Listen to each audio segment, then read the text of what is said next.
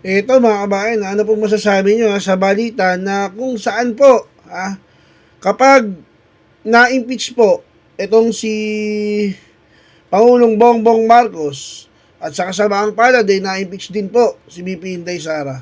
Ang halili sa kanila ay ito pong si Tito Soto mga kabayan. Ano pong masasabi nyo dyan mga kabayan? Papayag po ba kayo? Kung kayo lang po ay tatanungin mga kabayan, papayag po ba kayo na ang maupong Pangulo ng ating bansa ay isang komedyante? Tatanong lang po bakit? Komedyante naman po talaga si Tito Soto, hindi po ba mga kabayan? Papayag po ba kayo na isang komedyante ang mauupong bilang Pangulo? Baka mag-iba na po ang pangalan ng Pilipinas niyan, baka maging Itbulaga na po. Di po ba? Kaya po pala, siya po ay inilagay bilang Senate President para kung sakaling magkataon na ma-kick out ito pong si Bongbong Marcos, tinabagay tsatsagain po ni Soto bilang Senate President na ma-impeach din ito pong si BP Inday Sara. Tatandaan nyo mga kabayan, na dyan po sa usapin ng flood control issue, inisa-isa pong kinasuhan ni Ombudsman Remulla yung mga senador na bumoto na ayaw dun sa impeachment ni BP Inday Sara. Kumbaga, bumoto po sila pro BP Inday. Kaya po noon, natalo po etong mga to, yan sila Soto. Ngayon mga kabayan, iilad na lang po kung sakaling mapakulong ni Tito Soto, ito pong si Senator Villanueva, si Senator Chis Escudero, bayan yung mga pangalan, ilan na lang po ang maiiwan dyan sa mga senador na lalaban dun sa impeachment ni BP Inday Sara. Isama nyo pa po na hanggang sa ngayon po ay nagtatago pa rin po si Senator Bato de la Rosa. Kung bibilangin nyo po mga kabayan, talaga pong dehado ito po si BP Inday Sara. Kung magtutuloy po yung impeachment complaint na yan, mukhang talagang mauuwi po tayo sa Itbulaga mga kabayan. Wag naman po sana no mga kabayan. Dahil kung ganun po ang mangyayari, magkakaroon na lang po tayo ng bulagaan dito sa bansa natin. Kawawa naman po tayo mga simpleng mamamayan na umaasa po sa gobyerno na iayos ang ating bansa. Pantakin mo yung mga pondo na dapat po ay naipamahagi at naipatayo ng mga, di ba, mga flyover, mga tren, saan po napunta? Dinivert lahat papuntang flood control at doon po ninakaw. Paano na lang kung komedyante po yung ating Pangulo? Ano po mangyayari sa ating bansa? Kaya nga ang tanong ko po sa inyo, papayag po ba kayo na ma-impeach si BP Inday Sara at ang pumalit sa kanya ay si Tito Soto? Kasi malamang sa malamang mga kabayan, kung uusad po yung impeachment complaint laban kay Bongbong, talagang mukhang makikick out daw po pag nagtuloy-tuloy. Kaya meron silang contingency plan, ilagay yan si Soto dyan. Para siya naman po ang magtutulak. Hindi po pulburo lang itutulak Siya po ang magtutulak noong impeachment complaint. Laban po kay BP Inday Sara. Yun lang man po no mga kabayan. Dahil pumasok po ito Itong balitang to, pumasok po yan Dahil ngayon nga usapin ng impeachment complaint, di po ba?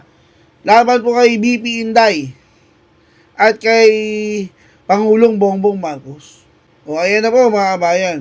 Para sa iba naman pong balita mga kabayan, narito po si Katun Ying. Kaugnay po doon sa banggaan ni Tariela at ng bansang China mga kabayan. Kung maalala nyo, naglabas po ng parang mapanirang larawan ito pong si Tariela na kung saan ginawa po niya yung mukha po ni Xi Jinping, inedit niya. Ngayon, nagalit po yung bansang China, mga kabayan, sa ginawa po ni Tariela. Ano pong balita patungkol dyan? Ito po, panoorin natin na kung ano po yung naging aksyon ng bansang China dito sa kalokohan po ni Tariela, mga kabayan. Panoorin po natin. Katunying, pasok po. Ito, si Jing Quan. Hindi ba yan yung gumagawa ng siopaw dati? Hindi, si Joe naman yun. Si Jo Kwan. Jo Kwan. Oy, naalala yung ba si Joe Kwan? Boy, pa ba Sabihin yung... naman guro ng China, pinagtatawa na yun. Hindi, alam niyo naman, ganun tayo diba? Ganun tayo. Tapos, ang matindi, katunayan ganun tayo, yung palang embahador natin sa China, sa Beijing, pinatawag ng foreign minister doon, ng China. Bakit daw? Bakit? At sabi, oy, pagsabihan nyo yung Tariela na yun, ha? Galit sila kay Tariela. Sabihin nyo doon sa Tariela na yun, bawiin niya sinabi niya. Bawiin sinabi niya. Ganun. Ewan ko kung pupunta yung ambassador natin doon sa opisina ng Chinese government, doon sa Beijing.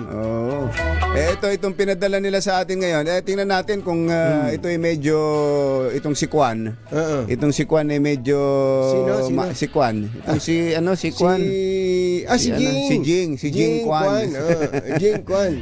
Kung maayos-ayos, yung pinalitan kasi medyo parang hindi ambassador eh. Parang... Palababag eh. Parang warrior eh. Hindi diplomat eh. Yung pinalitan. Kaya siguro pinalitan ni Xi Jinping. Si Guan. Wang Zilian. Medyo basagulero yun eh. Wang eh. Ang sabi ho nitong bagong Chinese ambassador to the Philippines, Sige nga, ano ganito sabi po niya? ang kanyang sinabi. What is he? Kit Chong! What Kit Chong? Masarap kumain dito. Hindi, meron mo palang translation sa English. Eto. Alam mo, talaga, yung translator ni Isko. Pagka yung translator ni Isko. Pakihanap nyo nga yung translator ni Isko, ni Yorme. Yorme.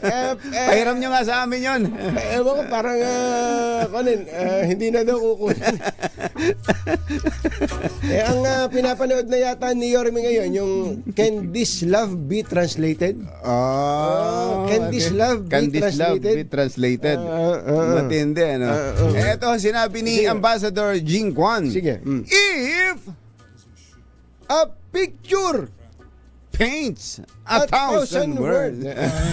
If we can reach an agreement, kung tayo ay makararating sa isang kasunduan that will be very helpful for the regional stability na makatutulong sa katatagang pangrehiyon and very helpful for the long-term China-Philippine relations. at makatutulong sa relasyong pangmatagala ng China at Pilipinas.